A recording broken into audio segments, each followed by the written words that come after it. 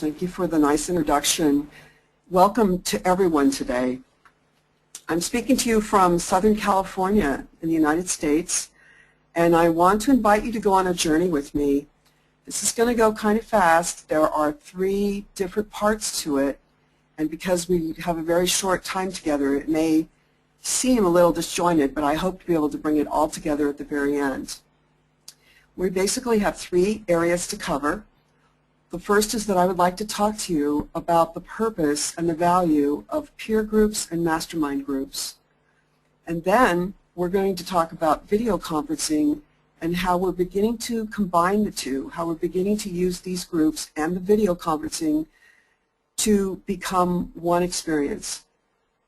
And then thirdly, I want to talk to you about the value and importance of having groups that are well facilitated.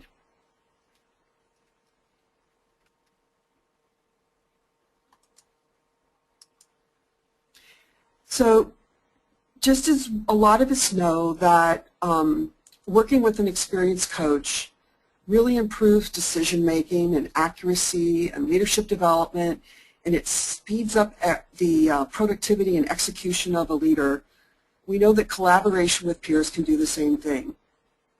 Peers and mastermind groups, by the way, are going to be, that name is going to be used interchangeably today, so sometimes they're going to say peer group and sometimes they're going to say a mastermind group, and I mean the same thing both times. Mastermind groups were created, or not created, but were popularized by Napoleon Hill in the early 1900s when he wrote a book called Think and Grow Rich, and that's what this particular visual is about. But peer groups are centuries old and have been around for a very, very long time. Now, Ali showed you how where the hand is on your panel there. And what I'd like you to do for this next one is to raise your hand if you've already been in a mastermind or CEO peer group, so that Ali can tell me generally what is the percentage of people that are saying they've had this experience already. Folks, as Gleason requested you to raise your hand, there's a hand icon available on your webinar console. It's on the right side of your screen.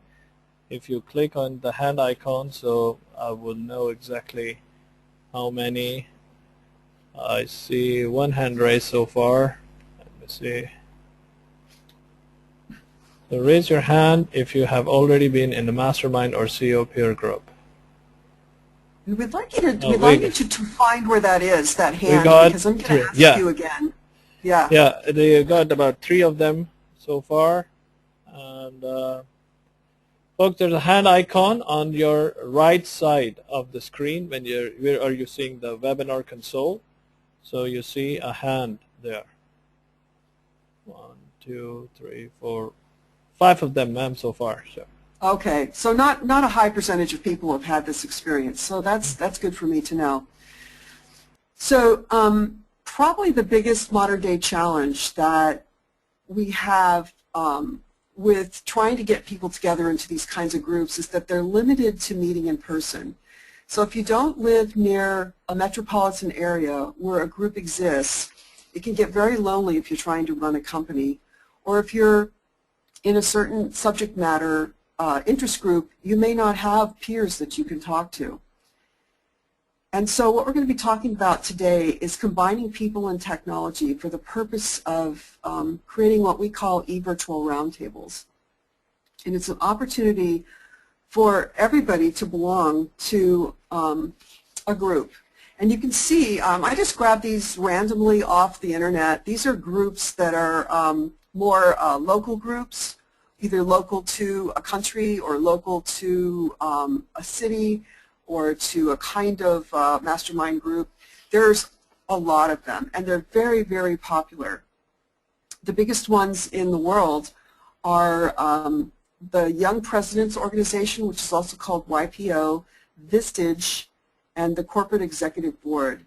But there are so many different kinds of mastermind groups.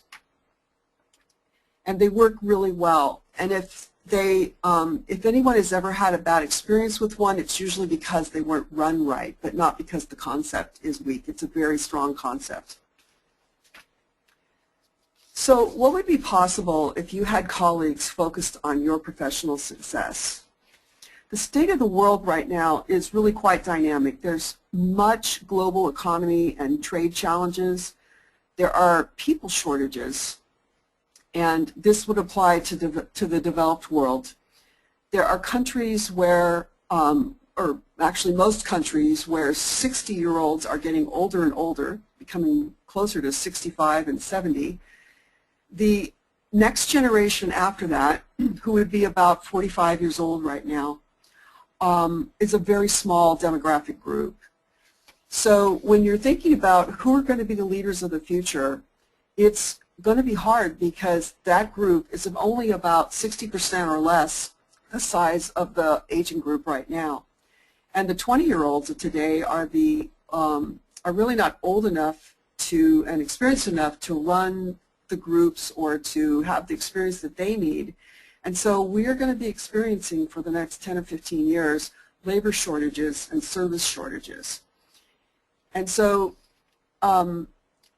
CEOs are, supposed to go out and they're supposed to find leaders to follow in their footsteps and people to train and mentor. And it's hard because there's a shortage of people. So we have to look to new ways, and we can't wait for the other guy to do it. We have to be the ones that start talking to each other and brainstorming and creating new ways to run businesses. And there's a joke that Warren Bennis made many years ago, or it's like a quote, one of his famous quotes. And it's a little bit chilling. It's a little bit scary. It's, the factory of the future has 2 employees, a man and a dog. The man is there to feed the dog, and the dog's job is to keep the man from touching the equipment. We don't want to go there. We don't want to have those kinds of business places. What we want to have are people working in those business places. We don't want everything replaced by machinery. And the reason that we would have to replace things by machinery is because we aren't talking to each other, we aren't working together, and we don't have collaborative groups. So it's really important to have these kinds of peer groups and these masterminds. So let's talk about what the traditional groups are like. Traditional mastermind groups meet once a month, anywhere from 1 to 3 days. And it requires travel to off-site locations. And there's no technology interruptions allowed. And it's an annual commitment to a group. And there's quite a bit of money that gets spent, not only in monthly dues, but in all the travel and the lodging. And they're usually very fun. And what happens is over the years, that people participate and they forge lifelong friendships, and many of these groups go on year after year. And we think that this kind of group is a great model. But the thing is that it has to be done differently for a majority of the people in the world. Because if we live remotely, or we live in a country or we live outside of a major city, these groups are not available to us. And so most likely, you could be a business person who's feeling very isolated, and you're living that cliche, it's lonely at the top. And it causes a lot of stress when you're isolated as a business person. And what happens is, what that stress looks like is that you make decisions more slowly. You might be working long hours, but you're less productive. You might be afraid of making mistakes because you don't really have any way to talk out the things that you are thinking of doing. And you might even end up feeling inadequate. So there's a second model. And this model is coming from some research that Dr. Frumi Bar, who's the CEO of eVirtual Roundtables, created several years ago. And she discovered in talking to CEOs that the ones that are in these types of groups that meet face-to-face are doing fine. But there's this whole other population of disenfranchised CEOs and subject matter experts who are looking for an answer. And some of you may know that there is a tremendous need for mentoring and leadership support in second and third world countries. And this is a whole nother kind of group that could be formed. there just aren't enough USA and European consultants in existence to work in foreign developing countries. And so what we're doing here is we've created eVirtual Roundtables. Now, the eVirtual Roundtables is just a name for this particular company, but the concept that I want to talk to you about today is the idea of having these roundtables and peer groups that are virtual. So how they're the same is that there is an annual membership, and what's different is that they're meeting 3 to 4 hours every month instead of for 1 to 3 days. And there's no travel, and there's no hotel expenses, and you do meet face-to-face, but you do it virtually. And it's not a webinar. It's not a situation where you have an opportunity to multitask and to do other things while you're listening. You're fully participating, your face is on screen, and you're talking to your group members. In these groups, there's some new opportunities that we're creating. First of all, we're stressing the difference or the balance that needs to be made between tactical and strategic issues. There's a lot of, pretty much business people are used to having to get things done, and so they become very tactical. And these groups are stressing strategic points of view, helping the leaders stand back and think about the bigger picture. These groups are also fostering cross-cultural and global collaboration, which I think we all know that. I mean, that's why we're on this call today, and there's so many of us. And I don't know, Ali, if you mentioned this, but there's close to 100 people on this call that were interested in this topic because there's a tremendous need for cross-cultural and global collaboration. And it gives people a chance to brainstorm different perspectives, and it forces us to work across time zones. Like right now, for me, it's early morning. For you, it might be the evening or the middle of the afternoon. Or even for some of you, it might be late at night. And then there's also the possibility of corporations adopting this idea. They may have people that work all over the world that are not really talking to each other. So there's also the possibility of having same company teams and people that come together into roundtables. The meetings always include one-to-one executive coaching, and that occurs between sessions, between the monthly sessions, and it helps the professionals grow and make sure that they're executing on the tasks that they've committed to in the meeting. So stop and think for a second. If you could belong to a group like this, what would you want to talk about?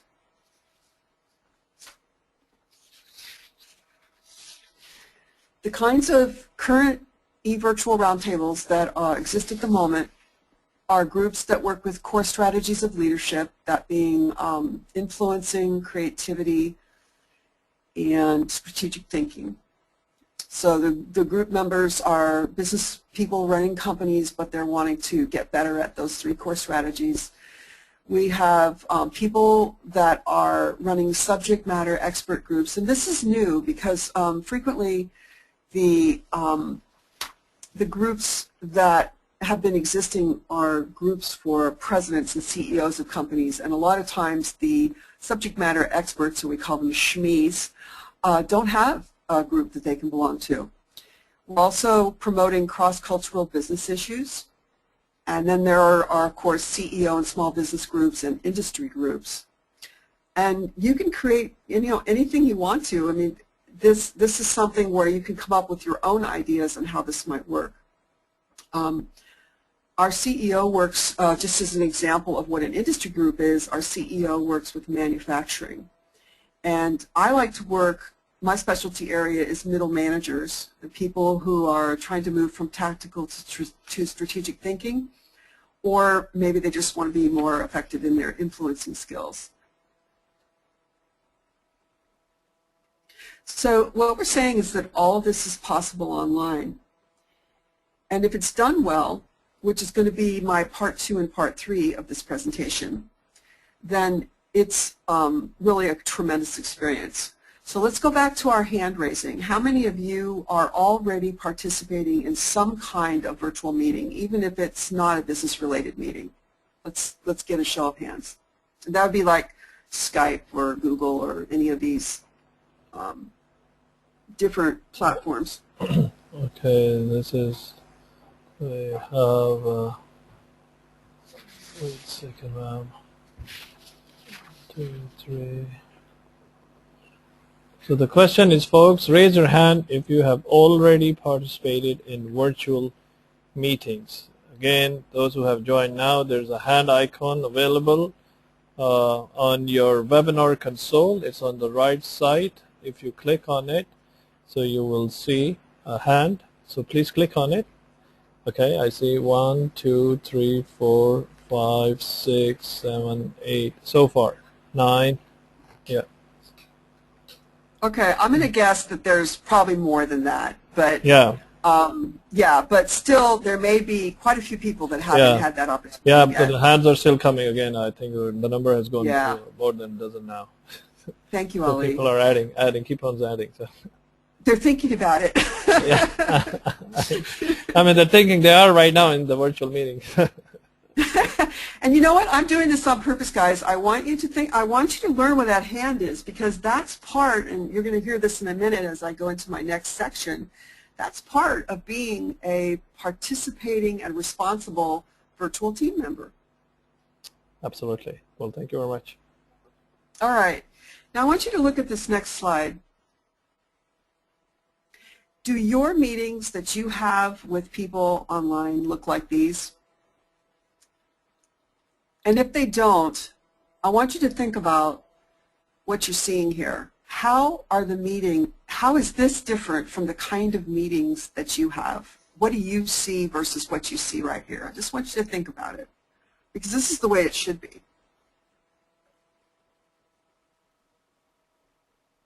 Notice the background. Notice the lighting. Notice how much of the person you can see. And notice how diverse the group is. I'm going to come back to this picture in a minute. So there are this is part 2 of my webinar. And this is, these are hints for you to help you if you are doing these kinds of meetings right now. So you may have noticed, as a part of being a responsible virtual peer, you may have noticed that the pictures were being handled in a certain way. The face was up close. You had good soft light. You could see their eyes. You could see their mouths. You could see their smiles.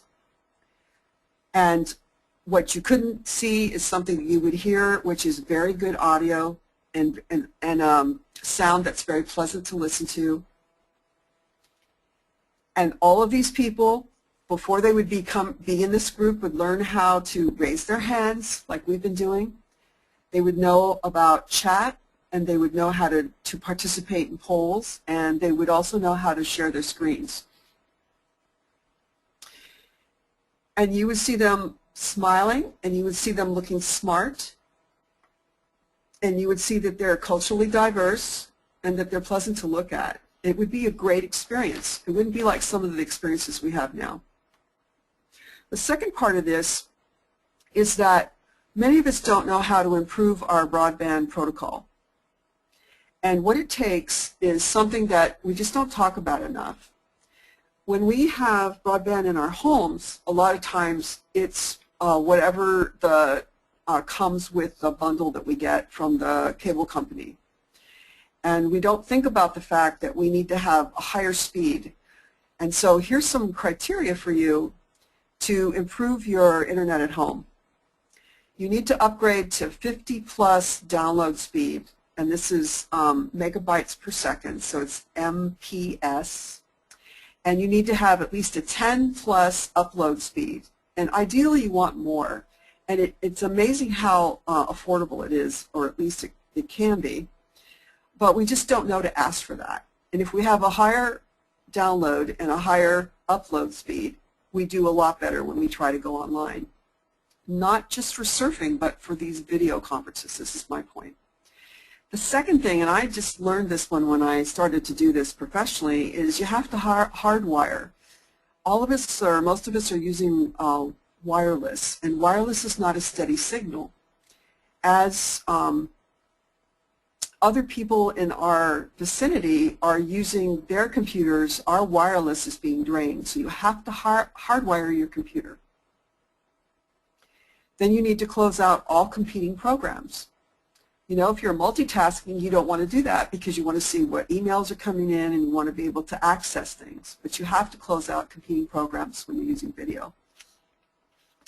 And then it's interesting, but you need to use, I actually was in the cable business for 7 years, and I have a lot of friends that can talk to me about this. And if you have a choice between who you can use for your broadband, you want to use someone who's got a node, which is the street equipment that's out near your house, because the farther that their street equipment is from your house, that's going to also affect your service. And it also matters what kind of wiring. You would hopefully want optical fiber, but you know, you can't control all that, and you don't always know people you can even ask for that. But these are all things that can improve your broadband experience and can minimize the technical problems that you have. I think the one reason that we shy away from having these kinds of meetings is because the technical problems are so nightmarish. It can really be devastating at times. So I just want to say that it's getting better. Okay, here's that same picture again. So let's look again. This is your visual goal for the kinds of meetings you want to have. And the company that's producing this particular example is a company that the eVirtual roundtables use. It's called Zoom.us, ZOOM.us. And it's a division of WebEx, and WebEx is a division of Cisco. And if you are at all familiar with either of those companies, they're big and they've been around a long time. Cisco is also the company that does Telepresence, and Telepresence is the experience of going to a meeting room and then being connected by Telepresence and having a sense of the people that you're speaking to being actually in the room with you. But we're not going to be worried about that one right now, but it just gives you an idea of what's possible if you're using a good provider for your teleconferences. Zoom is cloud-based, it's high definition, and it's a very market-mature company. And let's see if there's anything about that. So just look again. You've got good lighting. You've got you're not looking at the whole person. You're looking at their face. Their backgrounds are good. They're either neutral backgrounds or they're interesting backgrounds. The background's not competing with the person who's on the screen. And I just, when I look at this, I remember I took participated in a program in India, and it was so wild because not only was I working with people in India, but there were people from Africa and other countries, and this one guy would sit on his bed, and we would have these business meetings, and it was just so clearly that he was sitting on his bed, and it wasn't offensive per se, but it was just sort of like, oh gosh, you know, it could be a lot better than this. Okay, so now let's talk about, let's think about how important structure is to a meeting. And Ali, I'd like you to help me with this one. I would like you to read the first paragraph and tell me how that makes you feel. Is this question addressed to the whole audience? Yeah, I want you to do it. I want you to help me. I want you to be my audience for a minute. So if you would just read it out loud, please. Okay. Switch just to be on. Okay, the first one, there are no road signs to help navigate. And in fact, no one has yet determined which side of the road we are supposed to be on. Right. Now, how often, so I'm going to make a comment about this, how often are we in groups that are being run like this, where there are no road signs, we don't know really what the group is about, the meeting, for instance, and we really haven't determined what the meeting is about. Now, Ali, would you read the second one? It is stunning to me what kind of an impact even one person can have if they have the right passion, perspective, and are able to align the interest of a great team. Right. Now, Ali, if you had to choose between which team you wanted to be on, the first team where there's no road signs or the second one, which one would you choose?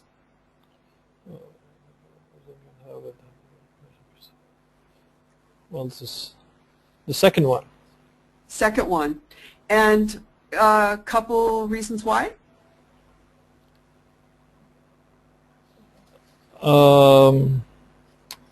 Well, the prime reason is that you at least know you have somebody passionate whom you're interacting with. And a perspective. Yeah. Yeah. Yep. Something to remain engaged rather than, going off the road. Right. There's some structure.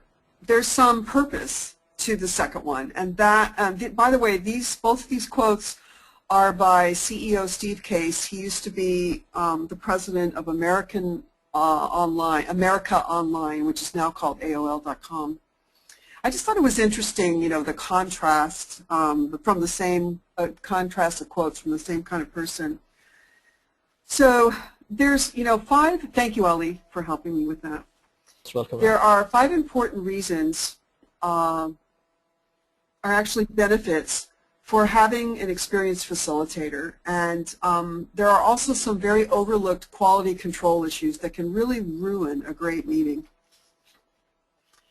So not everybody knows, and you're going to maybe giggle, some of you, on this one, not everybody knows how to behave in a meeting, and they don't know how to behave in a group appropriately. And so a facilitator can help guide that over time and can work with people that have group dynamic issues. And a group facilitator also helps to collect the agenda topics and pull the agenda together so that there's structure at the meeting. Everyone knows what's going to happen. Just like I've told you that I was going to talk in 3 parts, and Ali told you that it's going to take 30 to 40 minutes. That kind of structure really helps because your time is valuable and you want to be able to focus and concentrate on the subjects. And if there's problems, the group leader can find out and fix those problems before the next meeting. There's also time management issues. There needs to be breaks. There needs to be a break for technology. There needs to be different kinds of topics and open discussions, and a leader can control that. And whenever you're in these kinds of meetings, at least at our company, we create group agreements. You agree to certain things if you want to belong to the group. And one of the group agreements is, for example, is that you don't bring your technology in with you. You're not going to be checking emails. You're not going to be allowing people to distract you. And you're going to be fully focused on participating in the group. So if there was problems with that, the group facilitator would be addressing those issues. And I don't mean it in a punitive way, but more of helping bring everyone back to focus on what they need to be talking about. And then the group leader also is responsible for inviting subject matter experts or consultants. If there's a topic that the group would like to tackle, then they might bring in someone to talk to them about that. And then the group leader also provides executive coaching, and the coaching, again, is provided between the sessions. So there's monthly sessions of the group, and then there's executive coaching in between, and that's all included in the group membership.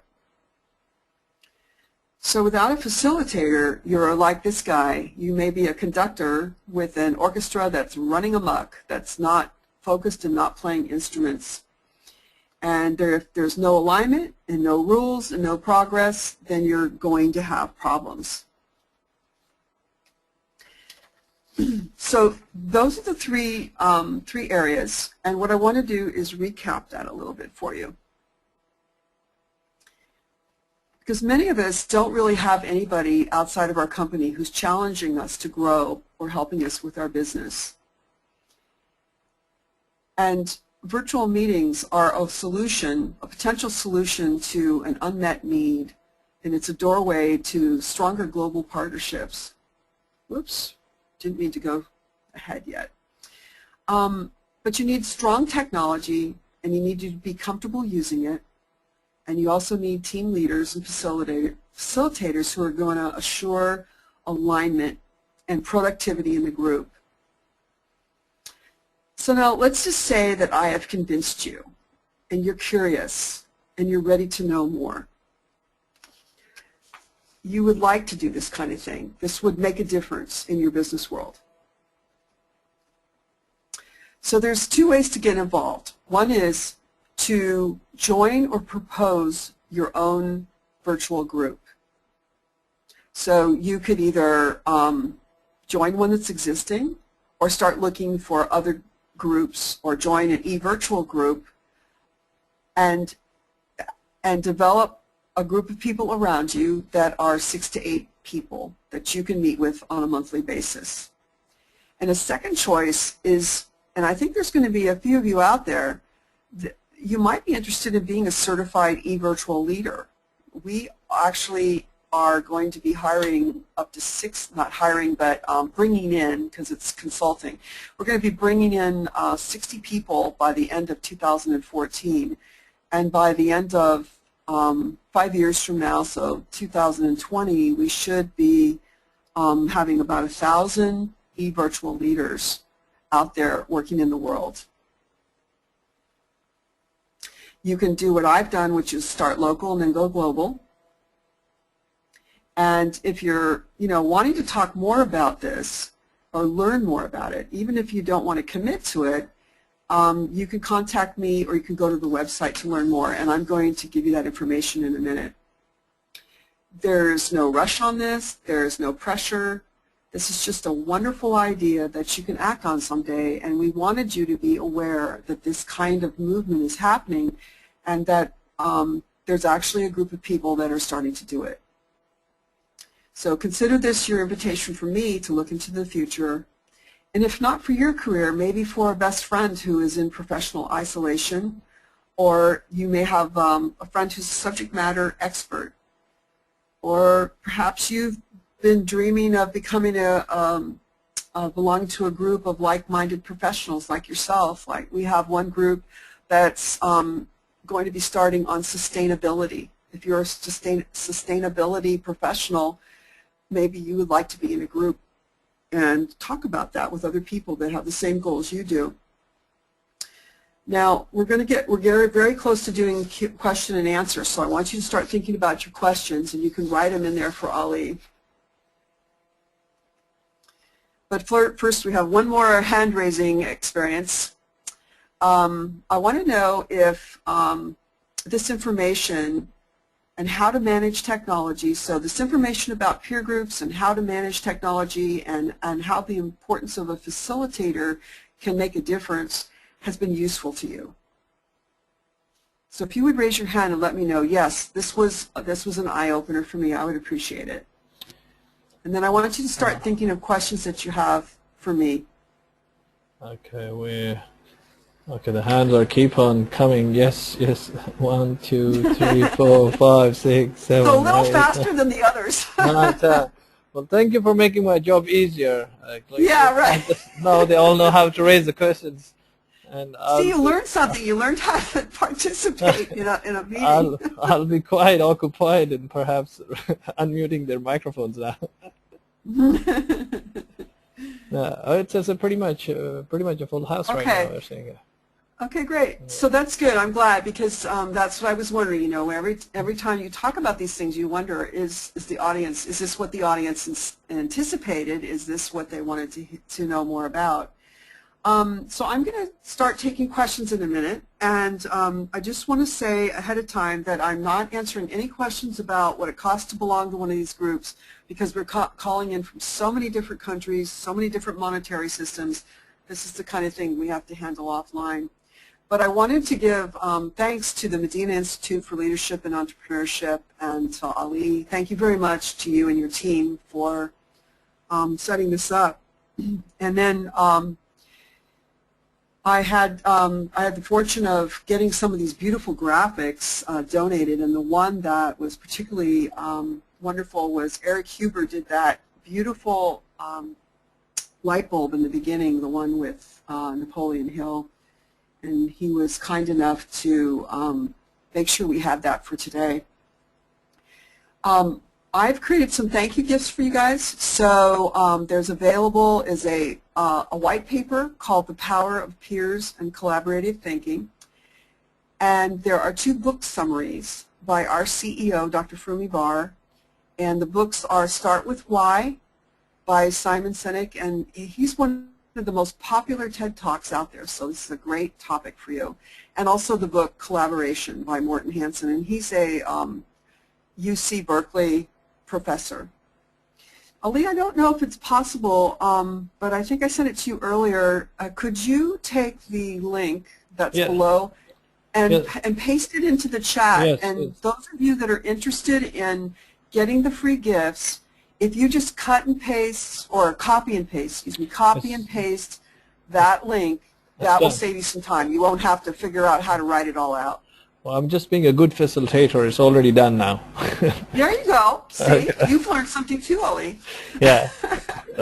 Yes. All right. Well, folks, we have just, as Ms. Gleason was mentioning, I already broadcasted the link on the chat box. The chat box is available on the bottom of the webinar console, so you'll see the link, which she was just illustrating on the screen. So you can click on it and go directly on the website. Thank you for doing that. You're most welcome. So what kind of questions are we getting? Okay, folks, I also requested if you have questions, now you know how to raise your hand, or you could put your questions in the question box. So I see there's a hand already raised. Let me go there directly. We have Mr. Just a second. Oops. We have Mr. I'm sorry. Mr. Hugh Davidson, Hugh David Stapleton. Mr. Hugh, can you hear us? Hello, Mr. Stapleton. Hello, Mr. Stapleton, can you hear us? Oh, you know, he may not have his audio turned on. Yeah, it seems like the microphone is plugged in, so let me mute you and let me move to another caller. Unfortunately, I clicked on the hand which was raised, but I remember the name was Mr. Brother Rashid Ghafoor. Can you hear us, sir? Could you please introduce yourself? Yes, yes. Thank you very much, Mr. Al-Jafri. I really appreciate this contribution from your side. My name is Rashid Ghafoor. Can you hear me, please? Yes, we can. Yes, we can. Yes. Thank you very much to the trainer as well. I forget her name. Sorry. I'm Timmy. Yes. And Jenny, yeah. My name is Rashid. I am working in Jeddah, in one of the biggest Batarji Medical College. So I am myself doing so many trainings. I am a profession, HR professional, and doing the major job in training. I just want to ask you one question. You were referring your discussion the shortage of leaders in upcoming future. My question is based on 2 different scenarios. One is why you are saying the shortage of leaders. I believe the generation and the population as much as increasing, I believe upcoming futures are more talented than the leaders who have already passed their life. Why? Because the today world is more challenging, and people are by birth, you can say, are leaders because of the problem they are facing, and the technology they are facilitated by God and by the parents and by the schools, colleges. My second question is related to the... Oh, can we stop and do one question at a time? That would help me. Yeah, please. Why not? Okay. Why not? May I ask you what country you're calling from? I am from Saudi Arabia. Okay. From Jeddah. Okay. Well, so first my reaction is that in most of the developed countries, because of the 1960s, we had reduced birth rates, and where previously people have been born after World War II and there were a lot of babies. Starting in the 60s, there were less babies. And there's quite a bit of difference. It's the difference between like 77 million versus 46 million of people that are 45 years old right now. And so unless you're in a country where you haven't been affected, which I don't know about Saudi Arabia, but I do know that like India doesn't have that problem and Latin America doesn't have that problem. But the countries that, you know, the United States, Europe, Japan, those kinds of countries, they do have a shortage of people in the age group that will be the future leaders. Yeah, And, I appreciate. yeah, so that's where I'm coming from on that one. And so what's your second question? Yeah, I appreciate your question, your answer. Basically, I'm from Pakistan. You are right. In the underdeveloping countries, we don't have any problem. But in developing countries, I agree with you. My brother-in-law is in Denmark, a European country. They also have the same problem. Yeah, okay, so come that's to the why I was second making that comment. Yeah, that's good. My second question is regarding the leader. Your subject and your today training topic was creating leader, right? I mean, you mostly talk about the virtual leadership styles and the traditional mastermind, concept, which is called also subject matter expert you are referring. My question actually is this one: can we create a leader? I don't believe, as per my understanding and what is taught to me by my teachers, they say you can develop few qualities. But you cannot say okay, he's a leader. Leader and manager, these are two different terminologies in the world they are using. You can make managers, but leaders you cannot create yourself. This is sometimes by nature. You are by birth born leader. Am I right? Yeah. Yes, there's a difference. I agree with you that there's a difference between managing and leading. And I agree that some people are better leaders. But I think that you can learn to be a leader. And it may not come naturally and it may not be easy, but you can learn behaviors that are appropriate to leadership. The three core strategies that I use with leadership have to do with being influential, being creative, and being strategic. And you can definitely teach people to be more strategic. And you can also teach them, well, it's harder to be more influential if you're not. But the thing is, when you collaborate with other people, you can compensate. You can have buddies around you. You can have people on your team that step forward to take care of the things that you are not very good at.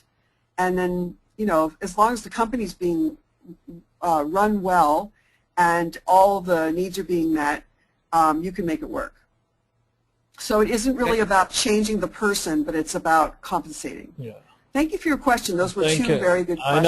I know. Thank you very much. Thank you very much, Mr. Ghafoor, for your questions. Let me move to another caller. Who's raised a hand. We have Azza Izzat. Assalamu alaikum. Can you hear us, Azza? Hello? Azza Izzat, can you hear us? You raised your hand. Okay. I think there's an audio issue. Let me quickly move back to... Sometimes there's audio issues, people, because you have yourselves muted on your equipment, so just check that. Yeah, I tried to unmute their microphone. Yeah, you may be unmuting them, but they, like, I go through this all the time because I'll turn my sound down so that I don't have a lot of background noise when I'm listening, and then when I go to talk, nobody can hear me. Okay, just a quick... came back to Mr. Hugh Stapleton. Mr. Hugh Stapleton, can you hear us? Okay, I believe he's still on the mute. Let me move to another caller. We have Sister, just a second. Sister Salwa Kamil. Sister Kamil, Assalamu alaikum. Can you hear us? Could you please introduce yourself and ask a question? Yes. Hello, we can hear you. Yes, hello, assalamu alaikum. Hello. Alaikum assalam. Yes, sister. Can you ask the question? Hello. Yes, you hear me? Hello. Yes, we can hear you. Yes, we can hear you. We can hear you. Yeah. First of all, I would like to thank you about this training, and I have two questions about the introduction. It started with it about the reason for the leader management. You told one reason about one-to-one coaching that's included between group and group meeting. Just I need more explanation about this sentence. More explanation about it. And for the other one, you told me if you wanted to be involved for virtual, you have to be certified. How I can be certified for this to be virtual leader? Oh, okay. That's good. All right, let me answer the second one first. If you are selected to be a facilitator and to have your own e-virtual groups, you also as part of your orientation, go through certification through the company, so it's handled by the company. You don't have to be pre-certified in order to apply. And the second, or the first question, the one-to-one coaching, you know, peer groups and mastermind groups are group coaching. It's a facilitator is helping the group facilitate and think about things together. But in between, each member is getting attention from the facilitator to work on whatever they would like to work on, because every member is different in terms of what is important to them and what they're struggling with. But it's also really important from a rapport building standpoint for the facilitators to have private time and a rapport with everyone in the meeting, because it builds trust. I hope that answers your question. Yeah. Yeah. Thank you. You're welcome. Thank you for being here today. Well, thank you very much, Olga, for your question. Let me move to the question box. Yeah, and help me out, Ali, with time. Are we okay on the time? Yeah, we have about around 6 to 7 more minutes. So let me take questions from the question box. We have an interesting question. Do you think participants on virtual meetings tend to pay attention only to the things that they know affect them directly, or they are more constructively engaged full time?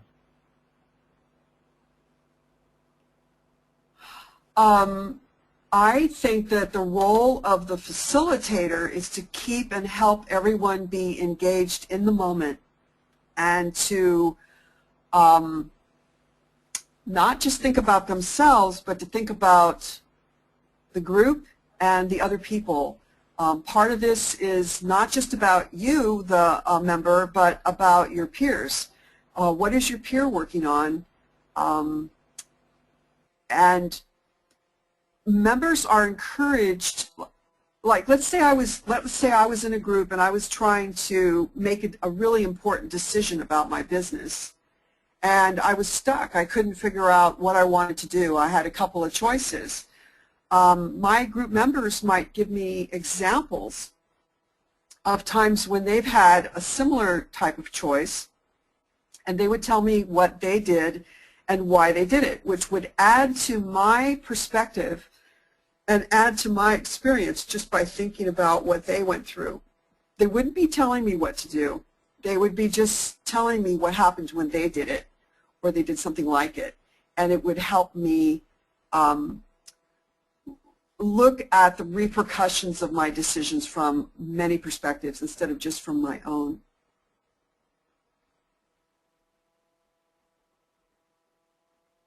Thank you very much.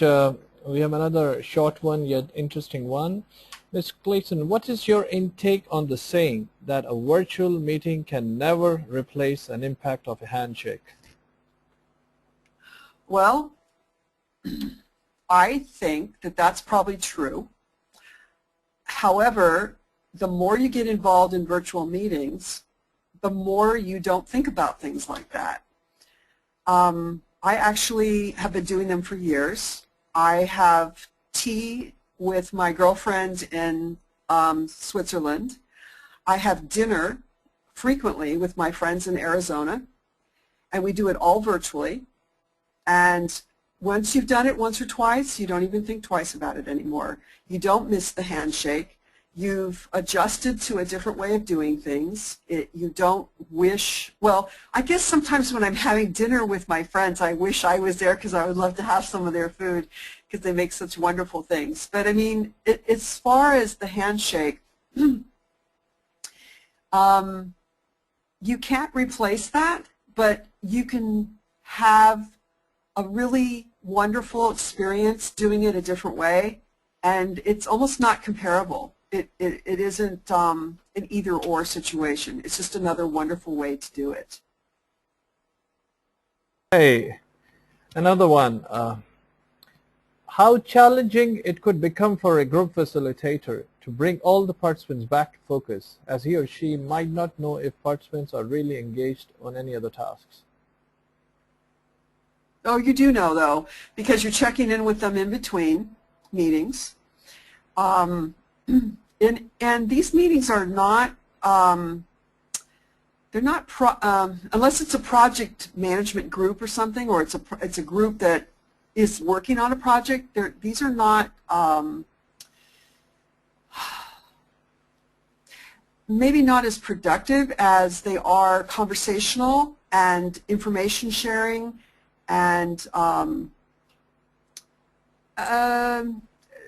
very different from the kinds of meetings that we have when we're like in a corporation and work, where we have to talk about something a certain way because that's what our boss's agenda is. This is different. These are colleagues coming together. They've already told the facilitator what's important to them for that month. They may have agreed on a topic for that month, and everyone has come prepared to give their 2 bits on how they feel about it. So I would say it's not what you're thinking. It's more social, it's more comfortable, more relaxed, and it is productive, and it is work-related, but it's not like a meeting that you would have in a conference room. Okay, one last question. How should we manage question collision? That is when multiple people attempt to ask questions or make comments at the same time. Well, that's why you have a facilitator. And of course that's going to happen. You've got people that talk over each other. You've got people that get excited. There might be people that talk too long or rant, and that's what the facilitator is for. And that's why it's so important to have that quality control. You've got different personalities. There's nothing wrong with any of that. It's just that it has to be managed. Just like the reason I picked an orchestra conductor was because I thought, you know, you'll understand what I mean by that. You know, if the horn is too loud and it drowns out the drums, that has to be dealt with. And the orchestra conductor knows how to do that. So it's not a bad thing if everybody tries to talk at once. It's if you're all on the screen at the same time, it's probably very laughable, and the facilitator helps bring some order to that. Okay, and we have one last comment from Mark Pinto. It said regarding reaction to the engagement question, that in these types of groups, the level of engagement should be high because the participants are there because they chose to.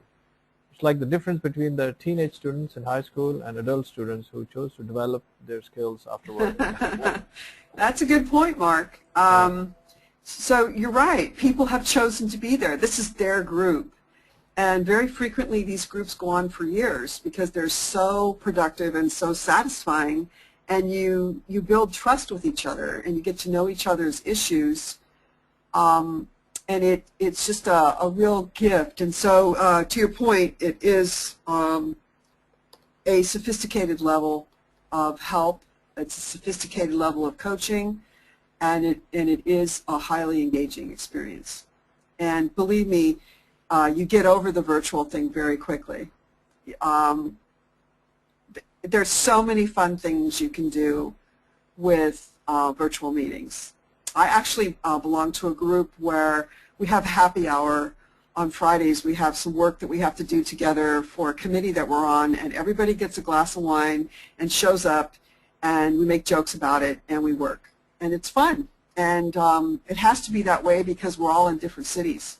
But it's a wonderful opportunity as opposed to doing nothing or not having that chance to see each other, and we make it very fun. So I think that there's a lot of potential for this, and probably the most exciting part of it is the cultural part, cross-cultural part.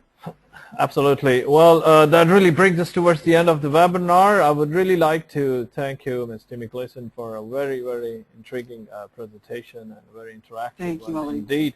Any concluding remarks that you would like to give before we discuss? Yeah, I'd just like everybody to remember this, that it may seem like we're just, trying to cope with many of the changes in our world, but we're really doing more than that. We're pioneering business right now. We're explorers in the world of global business. And I really encourage you to go forward boldly and with curiosity. And I'm glad that you heard about e-virtual roundtables today and peer groups that can be run virtually. And then I hope someday that this is the way that we do business and that it becomes second nature to us, because we are in different countries and we are in different cultures. And I really look forward to that. Thank you very much. You're a great audience. Thank you, Ali, again, and to the Institute. Thank you very much for your time. Folks, a couple of you have asked about the recorded version. Let me explain to you. We are recording this webinar, which will be available on Mile Community, which is community.mile.org. In fact, I have just broadcasted a link on the chat box, the precise URL link from where you can even download the soft copy presentation, which Ms. Gleason just illustrated during this webinar. We will be uploading the recorded version on our community and YouTube in the next couple of days, so you will be intimated accordingly, or you could always come back to the community.mile.org and tap the webinar section to learn more about our archive sections.